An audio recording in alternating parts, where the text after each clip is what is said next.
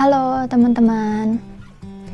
Jadi kemarin tanggal 27 Maret sekitar malam jam setengah 9 itu tiba-tiba ada pengumuman kalau mulai hari ini 28 Maret itu distrik-distrik tertentu di Shanghai akan di lockdown. Jadi lockdown di Shanghai ini dibagi menjadi dua batch dengan Sungai Huangpu sebagai patokannya. Jadi batch yang pertama itu mulai 28 Maret sampai 1 April. Ini untuk distrik sebelah timurnya Sungai Huangpu dan beberapa di baratnya.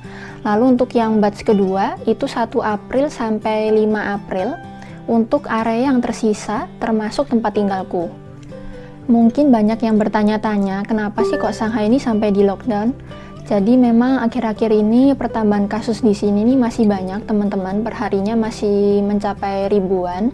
Jadi misalnya aja untuk kemarin itu ada 50 kasus lokal dan 3.450 itu OTG. Jadi China ini memang berharap COVID-19 ini segera terkontrol dan pertambahan kasusnya tuh bisa bersih sampai 0. Lalu kalau negara lain memang beda sekali ya sama di sini. Kalau di negara lain mungkin perharinya kasusnya berkurang aja udah senang, udah bagus, udah merasa ada kemajuan. Cuman kalau di China ini memang mereka bergerak cepat, berharap secepat mungkin itu bisa menekan pertambahan kasusnya sampai tuntas. Terus lockdown di Shanghai itu seperti apa sih? Jadi di Shanghai ini kita nggak boleh keluar dari Shanghai. Terus untuk yang dari luar rumah boleh masuk, tapi setelah masuk mereka nggak boleh keluar. Terus setelah itu karena di lockdown, tentunya untuk ojek online yang biasanya bisa kirim makanan, terus kirim pesanan kita, itu tentunya nggak bisa kirimin. Setelah itu untuk transportasi juga dibatasi, jadi misalnya untuk MRT, terus bis, terus taksi online itu sementara juga tidak beroperasi di daerah yang batch pertama. Lalu selain itu setiap ada panggilan tes COVID di sini kita tuh wajib ikut teman-teman. Kalau misalnya kita nggak ikut, nanti QR code yang ada di health code kita itu akan berubah dari warna hijau menjadi warna kuning. Oh ya, ngomong-ngomong tentang tes COVID, kalian ingat kan sebelumnya aku pernah bikinin vlognya yang tentang aku ikut tes COVID massal. Jadi setelah itu hasilnya keluar teman-teman, hasilnya negatif. Setelah itu beberapa hari kemudian itu dapat panggilan lagi sama persis di tempat yang sama juga. Prosesnya pun juga sama dan hasilnya negatif juga. Lalu weekend kemarin itu ada nakes yang tiba-tiba ketok pintu.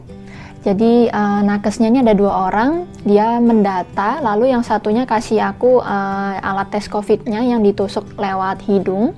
Jadi disuruh tes sendiri. Terus mereka bilang 1 jam kemudian mereka bakalan datang untuk ambil hasilnya. Terus untuk hasilnya pun aku juga negatif. Jadi 3-tiganya tesku semuanya negatif.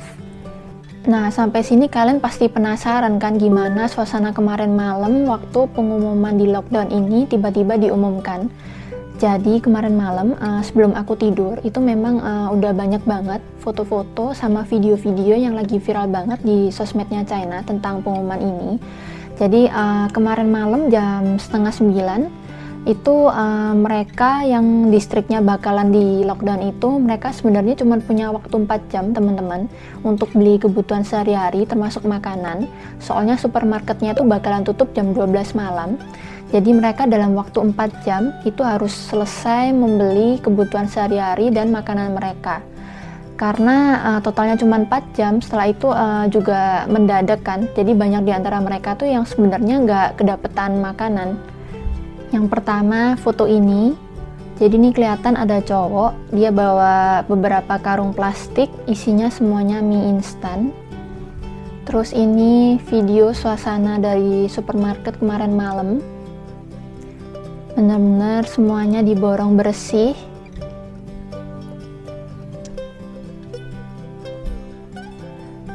Terus saking ramenya, semuanya saking paniknya, sampai ada yang berantem, cuman karena rebutan beli sayur.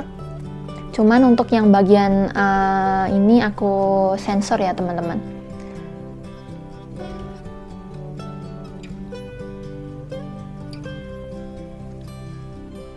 Lalu ini ada yang di rumah lagi pamer. Jadi dia di rumah udah punya persediaan bahan makanan tuh sampai sebanyak ini. Terus yang berikutnya, ini ada juga yang pamer di rumahnya karena persediaan sayurnya banyak. Terus sampai dimasukin pot-pot gini. Biasanya kan padahal kalau di dalam pot kita isinya kan bunga yang cantik gitu kan. Kalau ini diisi sayuran.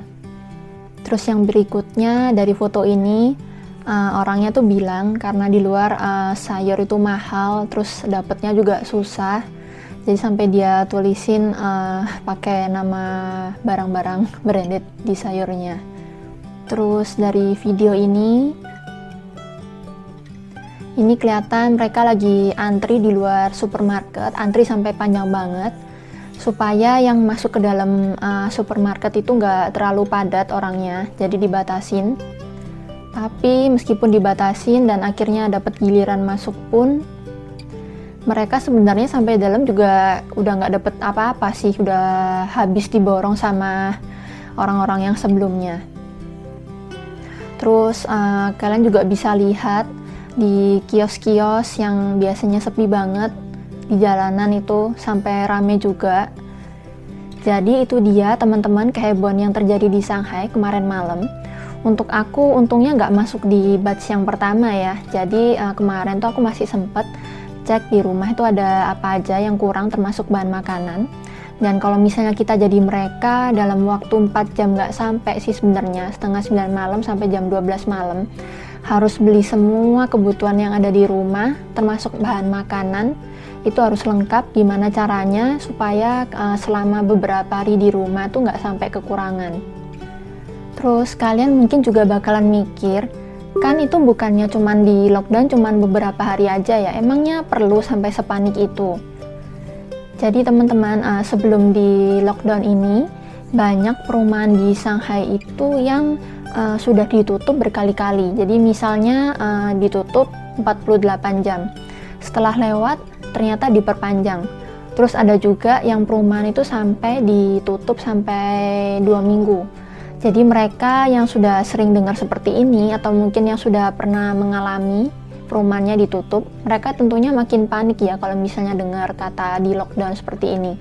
Jadi mereka tentunya siap-siap kalau misalnya lockdownnya ini ternyata lebih panjang dari yang ditentukan sekarang. Oke teman-teman, jadi video kali ini sampai di sini dulu. Buat kalian yang sekarang di Indonesia atau di luar Indonesia, jangan lupa jaga kesehatan, pakai masker, jaga jarak, dan jauhi kerumunan. Bye-bye!